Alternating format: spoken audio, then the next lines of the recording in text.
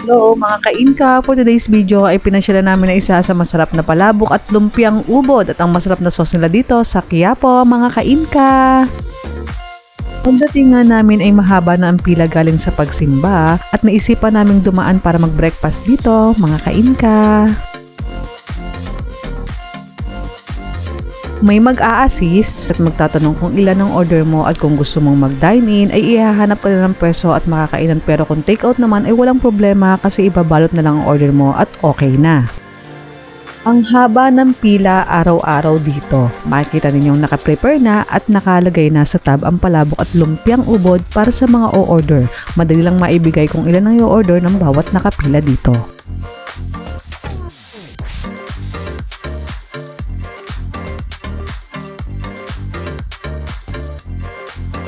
At dahil gusto nga naming mag-dine-in kumain, excited na matikman ang palabok dito, masarap daw ito, kaya umpisahan na natin, wag na nating patagalin pa. Eto mga kainka, kain na tayo!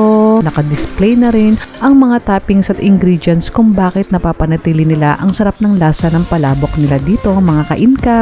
At ang karamihan dito, dumadayo pa ng galing pa sa malayong lugar kapag nagsisimba dito sa Quiapo Church. At ito agad ang pinupuntahan at matyagang pumipila upang makakain at take out ng palabok dito. Kung tawagin ito ay the original palabok since 1940s pa. Kaya naman maraming tumatangkilik ng mga tao dito dahil sa sarap at lasa ng mga toppings at ingredients ay nakikita na rin natin na nakalagay lang at nakadisplay dito sa kanilang pwesto. At eto na nga ang order namin, 3 tab ng palabok para sa aming 3 at 1 tab ng lumpiang ubod. Ayan, prepare na natin, ready na natin matikman ang palabok at lumpiang ubod. Mga kainka, kain na tayo! Panalo sa dami ng sauce at toppings at sobrang daming serving sila, kaya ano pang hinihintay natin, kain na tayo!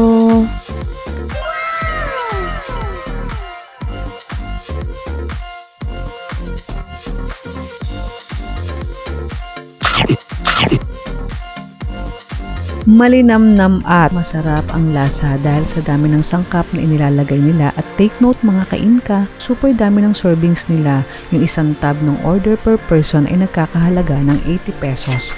Pero sulit at sobrang mabubusog ka dahil sa sauce, toppings at sulit ka na. Kaya naman na-enjoy namin ang palabok at tinry din namin ang lumpiang ubod na sobrang sarap ng sauce niya at ito ay nagkakahalaga ng 60 pesos per tab. Kaya naman, sulit at busog match ang breakfast namin mga kainka.